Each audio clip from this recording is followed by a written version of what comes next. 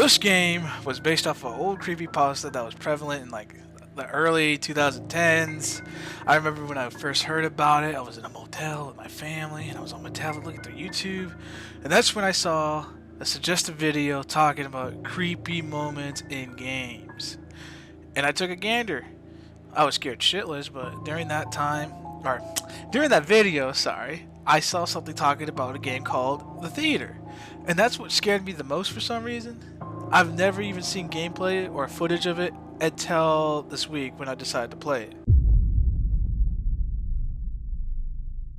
The game starts you in a dark, eerie place in front of a movie theater, and when I turned up the brightness, I saw that it was supposed to be a city, but I couldn't explore much because it was closed off by a wooden fence. So I made my way towards the booth, or the ticket guy, who's referred to as the ticket taker.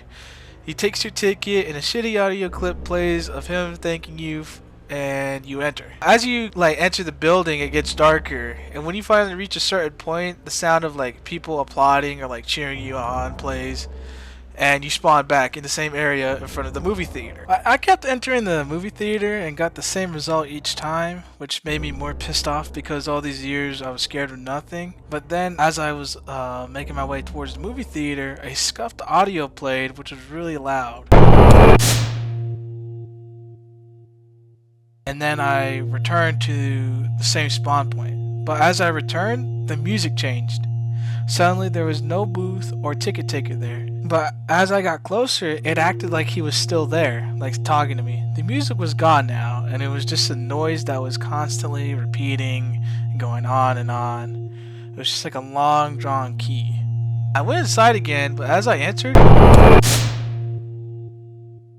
face appeared. Then my screen froze for a bit, then it went back to normal. The same music, same atmosphere, but as I moved forward, I saw a weird skull or face thing in the corner of my screen as it made a high-pitched noise. I kept moving forward and still the same result. But as the second time I went through, this time it made the applause, but instantly it showed the ticket taker moving side to side, which was really confusing. So I go in there again and I went to go talk to the ticket taker, and instead of using its usual thank you or scuffed audio, it just completely glitches out. It just shows the word box all janky. I kept going forward, but as I entered the theater, it sent me back. The music changed, and it sounded like I failed.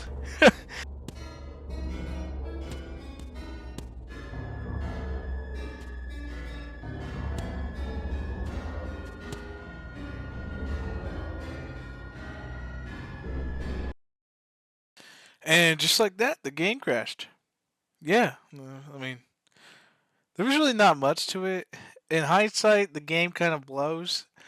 Yeah, it's scary probably for the time because it's ooh, big thing, but it's really not that scary. And the reason why the game sucks is because it's actually just a retelling of a story, which is called.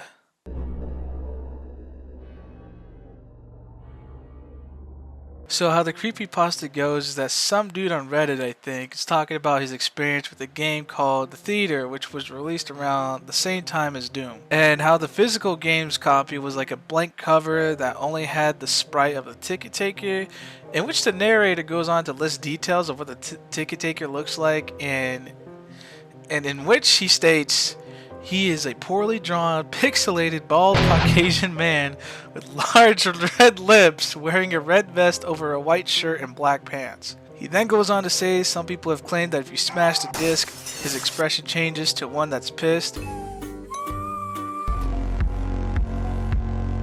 Then he goes on to say how the game's completely lucky. It can't download properly as it just keeps crashing or bugging out. But once you finally download it properly with the guidance of a fucking hamster, you can finally load up the game and play it. He also mentions how the game's option button just completely crashes your game, which I didn't know and I was tweaking out about because I was trying to change the screen size resolution. Anyways, he goes into detail what the gameplay is like, and we already saw that in the first half, but he does say something that I didn't notice as I was playing. That's when we see the ticket taker again, but he has a noticeable swirl on his face, and he goes on to dub it as Swirly Man. As they continue to play, they would see his face in the corner of the screens with an audible noise playing as a quick yelp. Final details of the game in the story states that the Swirly Man is now pacing back and forth, with showing like a worried expression, and then how they try to look away as they entered. He'd force players to look at them, and a glitched version of his dialogue plays, same as the situation of the game we played. Supposedly there was talk about what he's saying in a glitched voice, but it's rumored to be that he's saying,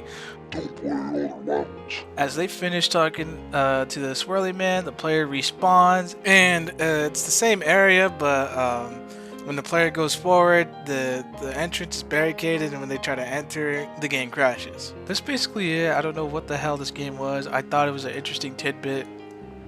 I wanted to record it, and I was greatly dissatisfied by how the fucking game works. The Creepypasta ain't even scary. It's just like throwing rumors like, "Oh, have you ever heard of this game?